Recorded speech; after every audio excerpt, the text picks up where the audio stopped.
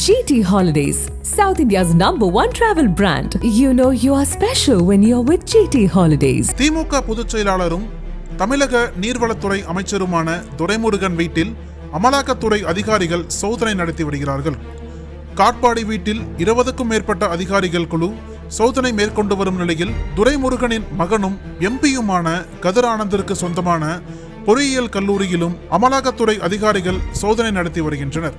முன்னதாக அமலாக்கத்துறை அதிகாரிகள் கதிர் ஆனந்த் வீட்டில் சோதனை செய்வதற்காக காலை 7 மணிக்கு வந்தனர். ஆனால் அவர் வீட்டில் யாரும் இல்லாததால் வெளியில் நீண்ட நேரமாக காத்திருந்தனர். இது தொடர்பாக கதிர் ஆனந்த் தரப்பிலிருந்து இமெயில் அனுப்பினால் அதன் அடிப்படையில் சோதனை நடத்தப்படும் என திமுக முக்கிய நிர்வாகிகளிடம் அதிகாரிகள் தெரிவித்தனர்.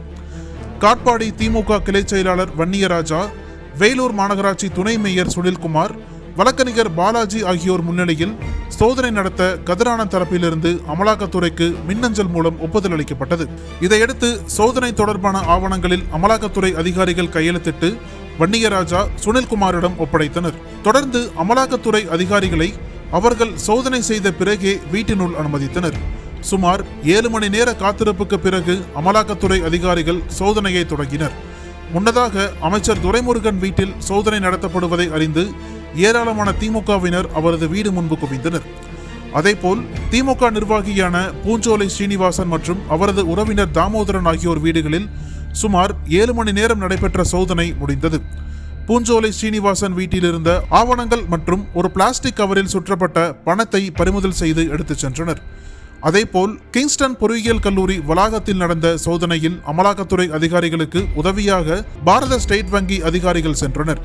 அப்போது அமைச்சர் துரைமுருகனின் அறை பூட்டியிருந்ததால் அதனை திறப்பதற்காக நீண்ட நேரமாக போராடியுள்ளனர். ஆனால் அந்த அறையை திறக்க முடியாததால் பூட்டை உடைக்க இரும்பு கடப்பாறையை வீட்டினுள் கொண்டு சென்றனர். அதன் பிறகு அந்த வீட்டிற்குள் சுவரை உடைக்கும் சத்தம் கேட்டதால் அங்கு பரபரப்பான சூழல் நிலவியது. பிற்பகல் 2 மணிக்கு துவங்கிய சோதனை நள்ளிரவு 1:35 மணி வரை நடைபெற்றது. சில ஆவணங்களை கைப்பற்றிய அதிகாரிகள் 2 கார்களில் துப்பாக்கி ஏந்திய மத்திய பாதுகாப்பு படையினருடன் பாதுகாப்பாக அங்கிருந்து சென்றனர்.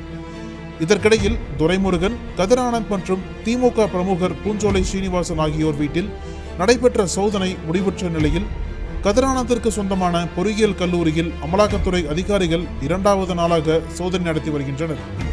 ஏற்கனவே நேற்று இரவு கல்லூரி லாக்கரில் இருந்து உரிய ஆவணம் இல்லாத ரொக்க பணம் பறிமுதல் செய்யப்பட்டு SBI வங்கி ஊழியர்கள் மூலம் வாகனத்தில் கொண்டு செல்லப்பட்டதாக தகவல் வெளியான நிலையில் தற்போது சோதனை தொடர்கிறது.